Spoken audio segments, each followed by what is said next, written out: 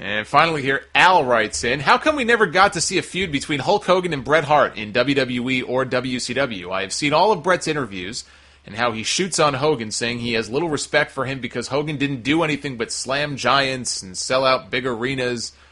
I didn't know selling out big arenas was a bad thing. I don't know if he actually said that. That was a stupid thing for him to say. But anyway, he says all the important things like putting people over and educating the young guys in the business is stuff that Hogan just didn't do, according to Bret. Why do you think we never saw a Hogan vs. Bret Hart rivalry? And why are there more Hulk Hogan haters than there were Chris Benoit haters?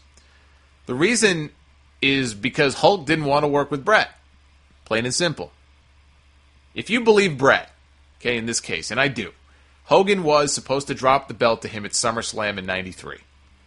Okay, and they even had some promotional materials put together for the match that never saw the light of day.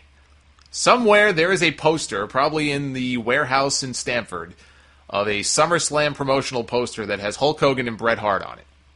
It's there somewhere, I believe it. But Hulk did not want to put Bret Hart over because he thought he was too small. So he dropped the belt to Yokozuna, who was this giant fat dude, and he left.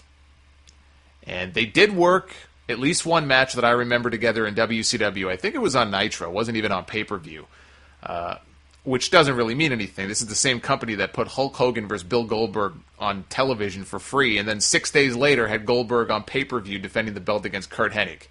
No offense to Mr. Perfect, but that's ass backwards. But I think it was just the one match that they had. I don't think he and Hogan ever had a proper feud in WCW. As far as why there are more Hulk Hogan haters than there were Benoit haters, I'm not sure I get what you mean when you say were. You know, if you mean back in the day when he was tearing it up in the ring every week, year after year, it was because people respected Benoit's work ethic. That's why. Now, if you mean people, why do people more now hate Hogan today than hate Benoit? It's because there's a lot of sick people out there. That's why. You don't have to like Hulk Hogan, but I can't imagine any rational human being liking Chris Benoit today more than Hulk Hogan. You could like the wrestler he used to be, but that's different. To like him as a person, you might want to grab a flashlight and check the floor because you've got a screw loose somewhere. I don't know anybody personally who feels that way, and I'm glad I don't. Check this out, guys. For you, the listeners of the Sound Off, Audible is offering a free audiobook download with a free 30-day trial so that you can check out their service, and it's a quality service. I wouldn't be mentioning it on my show if it wasn't.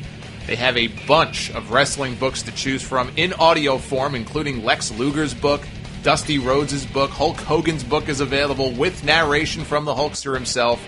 There's even one that chronicles the rise of the late Junkyard Dog in Mid-South, which sounds really interesting. You can choose any one of those free by trying Audible.com. If you commute to work, or if you like listening to things other than music at the gym, I know a lot of people listen to this podcast that way. It seems to me an audiobook would absolutely make sense. To get one, make sure you go to audibletrial.com/Solomonster. It's another way to show your support for the Sound Off, and you get something free in return. Can't beat that. Again, that's audibletrial.com